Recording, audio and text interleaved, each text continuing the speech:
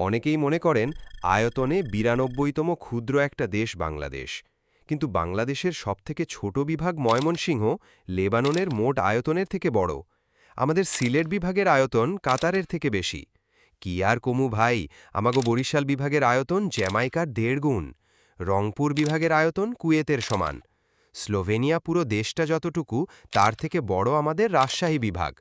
আমাদের ঢাকা বিভাগের আয়তন জিবুতির সমান। আর খুলনা বিভাগ তো ইসরায়েলের চাইতে বড়। আয়তনে বাংলাদেশের সবথেকে বড় বিভাগ চট্টগ্রামের আয়তন পুরো নেদারল্যান্ডসের সমান। তারপরেও বলবেন বাংলাদেশ বিশ্বের ক্ষুদ্রতম রাষ্ট্র? আমরা তা মানি না। না মানলে নাই। সাবস্ক্রাইব।